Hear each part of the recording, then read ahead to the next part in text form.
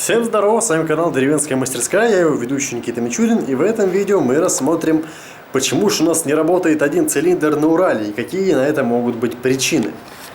Для примера возьмем вот этот двигатель. Он еще ни разу, собственно, не заводился, но обязательно заведется.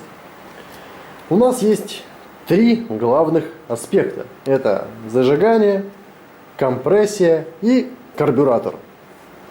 Начнем по порядку, из зажигания. И если нет искры, тогда идем к зажиганию и ищем проблему, скорее всего, либо в оторвавшемся проводе от катушки, либо в поврежденном проводе, либо в пробивавшей свече на корпус. То есть исключаем провод, катушку и свечку. Соответственно, если другой цилиндр работает, а второй нет, то возможно проблема где-то в этом. Если с системой зажигания у нас все нормально, искра есть на обоих свечках, достаточно хорошая, мощная, стабильная, тогда топаем дальше. Измеряем компрессию.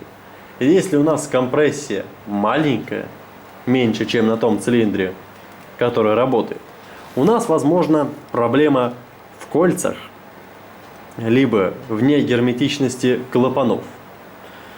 Значит, тогда нам уже придется, собственно, двигатель разобрать, посмотреть клапана, смотрим прокладочку, чтобы нигде ничего не пропускало, чтобы у нас все было герметично, чтобы компрессия у нас выросла. Если у нас компрессия нормальная, зажигание тоже в порядке, тогда мы идем к карбюратору.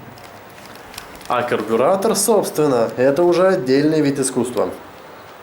На самом деле, в настройке карбюраторов нет ничего сложного. Обязательно об этом сниму видео в дальнейшем, когда соберу данный мотор и покажу, как настраивать карбюраторы. И тогда мы уже с ним разберемся. Но карбюратор либо может бензин не давать, либо переливать.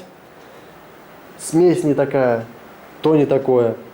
В общем, запомните, три главных аспекта: это зажигание, компрессия и проблема с карбюратором. В принципе, больше почему не работает цилиндр, это, возможно, его отсутствие поршня в цилиндре. Собственно, это значит отсутствие компрессии. Там уже без разницы, как настроен карбюратор и какая там искра.